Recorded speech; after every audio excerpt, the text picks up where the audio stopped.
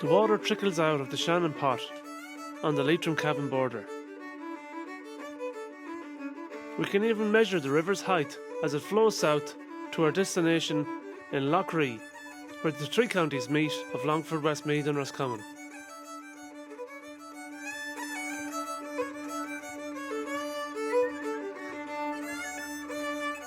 I'm Neil Fitzgibbon, a traditional fiddle player from just outside Athlone, County Westmeath. In this video, we're going to incorporate the history, folklore and music of Lough, its island history and a look into modern day activity on the River Shannon, in and around Athlone and Lough itself. Various aspects of modern day and bygone life on and around the River Shannon are to feature in this video, which is being made with the support of Waterways Ireland and their Community Heritage Programme for 2021. I hope you enjoy what we've put together for you.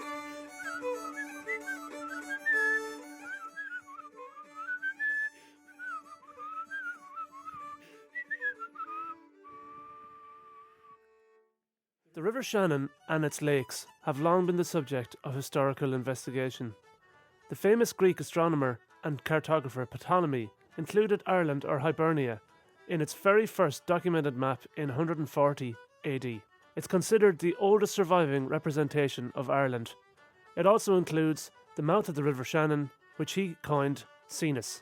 Coming from Athens to Athlone, Thanks for the Memory is considered one of the classic books of the Shannon Waterways literature. The author, Colonel Harry Rice, spent 7 years exploring the River Shannon from his home near Athlone before originally publishing in 1952.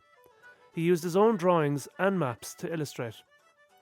The book deals mostly with passages from the northern parts of the river from Lough Derg upstream and describes the river, its history, folklore, ancient sites and legends. Thanks to Colonel Rice's book, we are provided with a comprehensive guide to the river, carefully illustrated from the pen of the author. I have seen much that is beautiful. Nevertheless, for me, there is nothing more wonderful than the memories of 7 years spent on the Shannon River. Here there is no exploitation of the country's guests, no professional guides to force on them their unwelcome attentions, no touts, no hawkers of postcards and souvenirs, no maimed beggars flaunting their disfigurements. In spite of its majesty, the Shannon is quiet and serene, affording an opportunity for rest and relaxation from the noise and bustle of this modern world of ours. For the adventurous, there is ample scope. For the contemplative, there are regions lonely and even desolate. There is much friendliness to be had from all, be he the owner of a castle or a cottage. There is a password that will always ensure for the visitor a wealth of hospitality. I'm a stranger to these parts, is the open sesame that unlocks the approach to every kindly heart. It is the northern Shannon that I venture to describe, a great chain of lakes and rivers running southwards to Athlone, the centre of Ireland. There are many ways of reaching it. There is a railway line from Dublin, with trains providing comfort and a reasonable degree of speed. The owner of a car or cycle can do a journey of 80 miles along a well-planned road, with which, from time immemorial, has been the great highway from the east to west. It runs along a ridge of gravel hills from Dublin Bay to Galway, the Esquerida it's named. Once it was the only passage across this marshy central plain of Ireland, dividing the territory of Oranmore from the land of Conn of the 100 Battles. Island life has always held a fascination for riders, travellers and dreamers. Usually when we think about island life, we think about our offshore islands, but given that Lough is the third largest lake in Ireland, it should come as no surprise to learn that many of these islands sustain small populations of inhabitants right up to modern times. The islands of Lough appear to have been habitated in around the time of the land confiscations in the 17th century, the time of Henry VIII. In the aftermath of these confiscations, the hapless Irish who had been deprived of their lands in the surrounding counties migrated towards the islands in search of new beginnings. The island people of Lough needed to be a hardy race. They eked out a living through fishing and farming. There was nothing romantic about life on the islands. The reality of island life was tough. These small communities were frequently cut off from the mainland for long stretches during the winter. They were cut off from shops and pubs. They were deprived of the services of the church and state and often were unable to get medical assistance. Their means of travel was an open boat with spritsail and oars, and the transport of livestock was a precarious business. The last remaining resident of the islands, John Connell of Inchboffin, passed away in February 2018. This was viewed as the end of an era on Lough. A handful of holiday homes now provide a small injection of life to the islands in the summertime. A few of the islands are still farmed, though the owners now live on the mainland. The islands are natural sanctuaries, beautiful, unspoiled, and steeped in tradition and history. The islanders of Inishmore, Inishturk, Inishboffin and the other islands often had reason to be grateful to passers-by, as they could be relied on for a tow up the lake, particularly if there was a nasty northwesterly wind blowing. The White Boy, just at the entrance to the lake, was a favourite rendezvous point, and you'd often see the islanders' boats waiting there on a hard evening. William Bulfin, in his book Rambles in Éireann, describes a tour of the Roscommon shore and a visit to a sailing regatta. The date was 1906. It's possible that the venue is Gailey Bay, as regattas were held there annually in those days. Many of the islanders and boat owners on the lake shores used to compete in the rowboat races. In addition, there were sailing races for the big yachts, owned by what may be termed the quality, about whom the author makes some candid comments.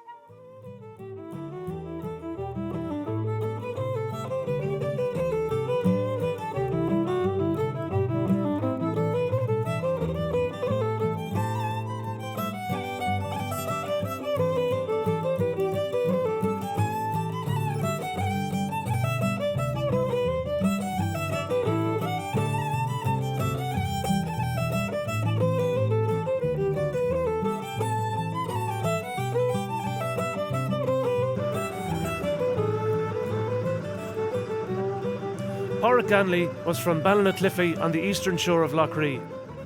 His family moved as cattle farmers to the Pampas of Argentina in the early 20th century.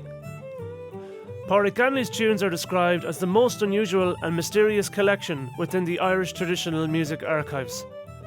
His book, Public na hÉireann, 110 Original Irish Dance Tunes and Other Pieces, was published in Buenos Aires in 1918. He was a contemporary of William Bulfin, and he wrote a tune for him called Shea Buono's Rambles, which we hear now. Bulfin was the proprietor of the Southern Cross, the oldest printed newspaper in Argentina. He also corresponded with leading Irish nationalists at the time and had set up a branch of the Gaelic League in Argentina to clear some of its debts in 1903.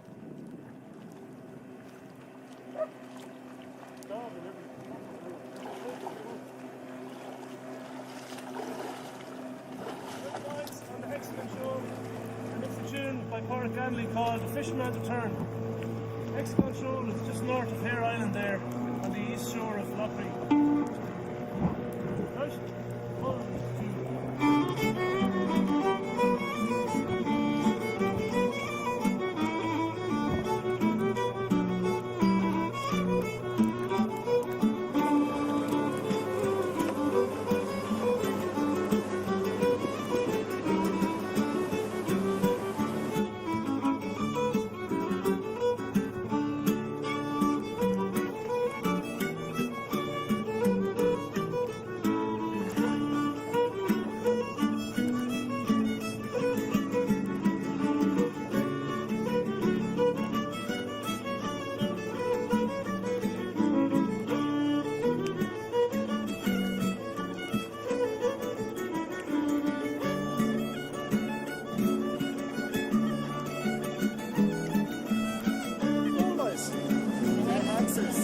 To the hexes, yeah. I'll put a hex on you.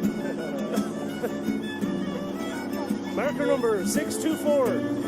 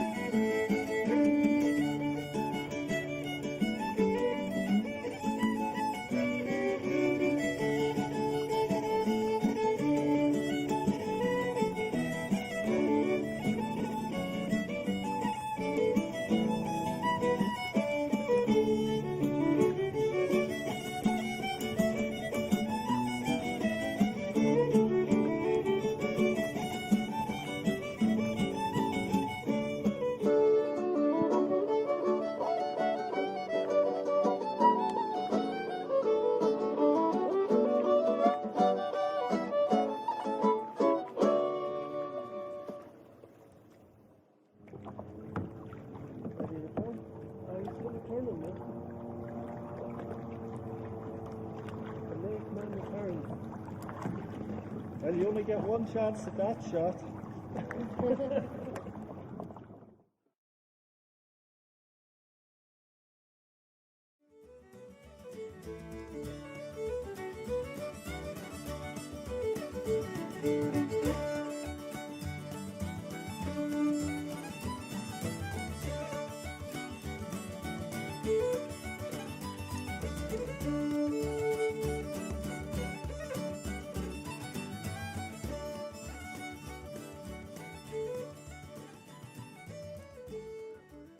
A rainbow sets the scene for our next destination, Lough Yacht Club, in Ballyglass, Coosan, County Westmeath.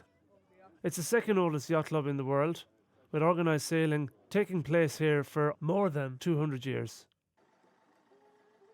The yacht club is situated just south of the mouth of the lake itself, where the Shannon flows down to Athlone town. The club is host to many different types of dinghies, cruisers and sailing yachts, and can be very busy in the summer months with youth sailing camps and safety training. The winds are low, but these Shannon 1 designs are out on the water anyways. Sods, as they're locally called, are native only to Lough Derg and Lough yacht clubs, and the boats themselves have been made by local boat builders for decades. Over in Coosan Point, we can see the Oranelagh Tarascoogle rib being launched for some training.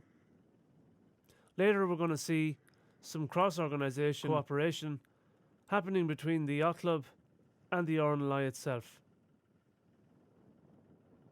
The Oranelagh has been situated in Coosan Point for nearly 10 years now. From its base here in Coosan, the Lough Oranelagh's volunteer crew responded to more than 40 call-outs last year, helping people who got into difficulty on the lake. Works have nearly completed on the organisation's new facility, which will feature a launch ramp for the boat, training rooms and facilities for the crew. Adjoining the Oranelagh is the new Inland Waterways Association of Ireland clubhouse, which is on the former site of Dunroven, the home of Harry Rice, who donated the plot of land to the organisation when he passed away. Many of the members of the Oranelagh, the Lough Yacht Club and even Athlone Boat Club have crossover with their personnel, with safety being at the core of each of the three organisations. The station has recently launched a major fundraising drive to raise money as a local contribution to the new boathouse, which will greatly enhance the services to the community.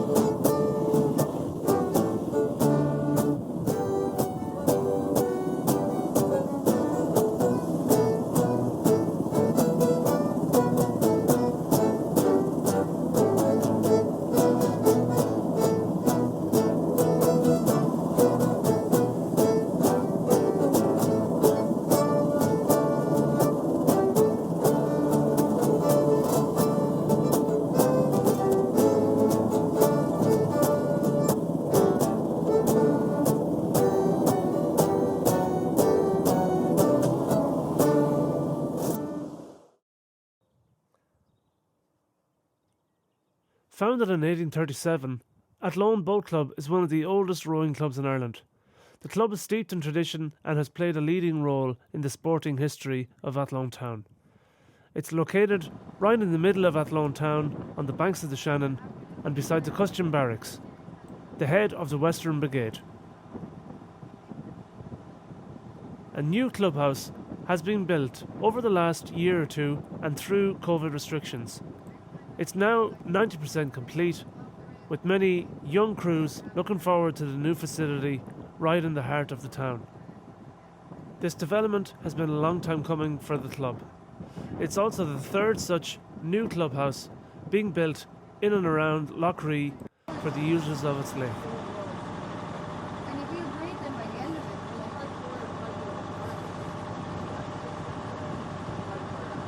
called River. 1, 2, 3, 4.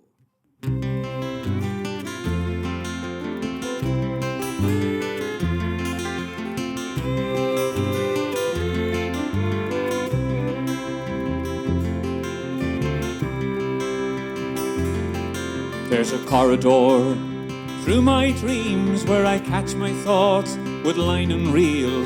By the river I am revived, by the river I am alive.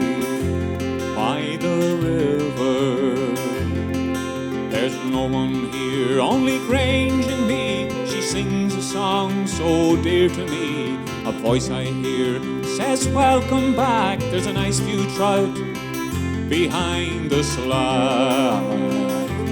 By the river, oh river run, oh river speak. Rivers where my dreams I keep. She holds them safe and stream and burn. The pebbles small till I return to the river. My mind is clear as the pools below. My troubles pass as the waters flow. I gently cast away my fly, like shedding skin and catching light. By the river, from springtime highs to summer lows, to the green rebirth, to autumn's gold. A silver fish like a leopard leaps, then returns to the water deep. By the river, oh river run, oh river speak. Oh rivers where my dreams I keep. She holds them safe and stream and burn. The pebbles small till I return to the river.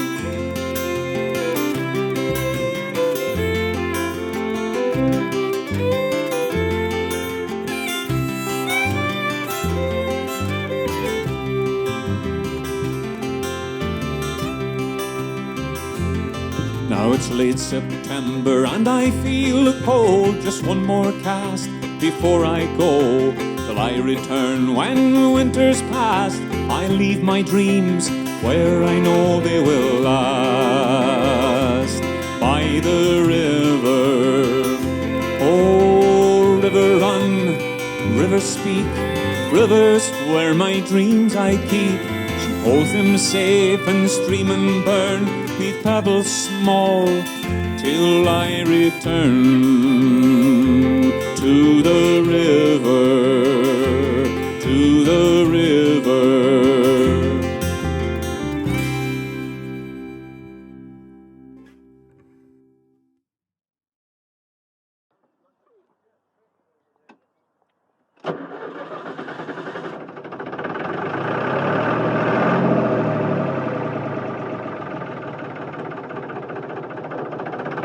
In the holy didn't this lovely little blowboard come out, and a feather each side of her, and she driving like a dibble, and two men in her.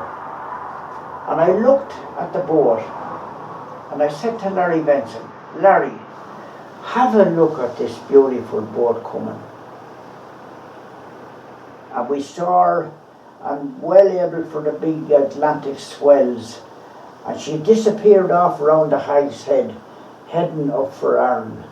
One of Arran Isle up to Inisheer they were going. And I said to Larry Benson, God, I'd give any money to own a boat like that. That's how I saw the Liscannor first. This is a 23-foot Nelson clinker-built boat made in the Isle of Wight in the 1960s. My grandfather, Billy Henshaw, bought this boat off the pier in West Clare, and ever since it has been on the Shannon navigation. It's now owned by my cousin, Billy Henshaw Jr., who's a great banjo player, and who's also crewed on sailing yachts the world over. Here's the boys, now playing a tune in the aft of the Liscannor Lass.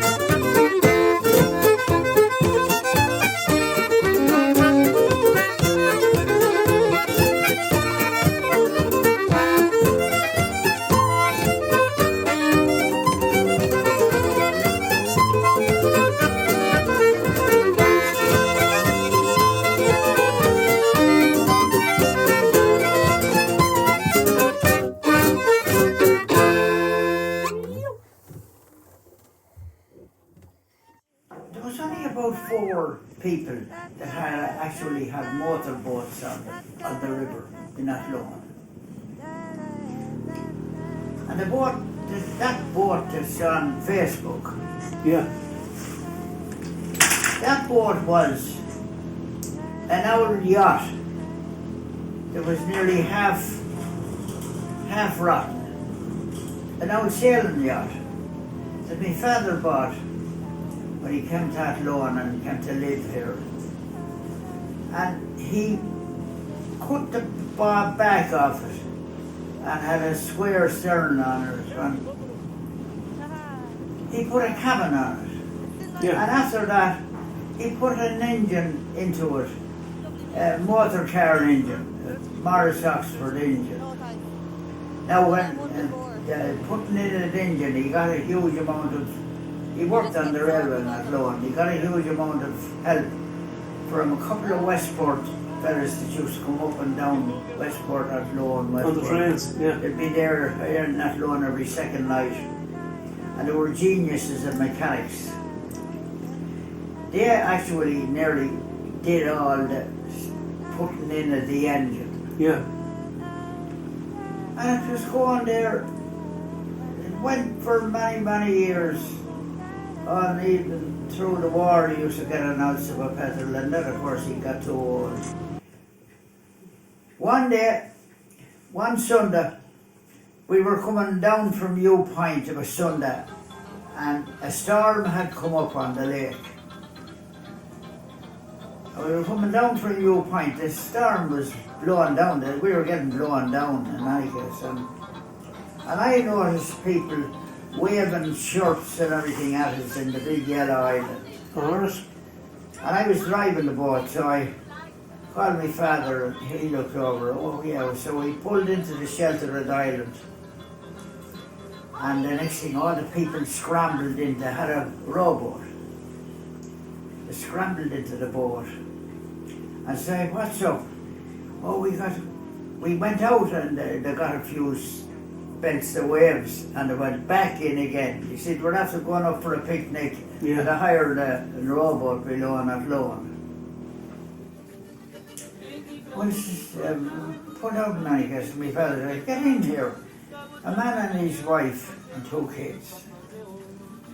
And so they got in, oh Jesus, they were terrible, just lighter with themselves. They weren't in a big boat now, and a big old engine. Safe as hell, yeah. Away. So the next thing, out, and it didn't make any difference really, because we were blowing down, the waves were following us. And this fella said to me, "Father, the war had started, and it was nearly the end of the petrol that my father had got. And we knew nearly that was nearly the end of, and this fella said to me, "Father, what does that engine burn? Oh, it's a petrol engine," he said. And the man says, "And how are you fixed for petrol now?" Well, my father, "This is the last journey we'll make until such time as the petrol was suddenly rationed and you couldn't got it unless you had coupons." Yeah. So this fella wrote a bit of a thing on a bit of paper he pulled out of his pocket and he gave it to my father. He said, "My name is Kelly." And he says, "I'm over the revenue here in Athlone." And rambled over to my office any day. There's my number and there's where I am. He said, "I'll fix you up with petrol." Coupons, yeah. He did. Not so bad. It was always, my father always had a sub of petrol, and from time to time he'd sell the coupons that he got. And he was a barber, and he had a boat with an engine. It was an open boat.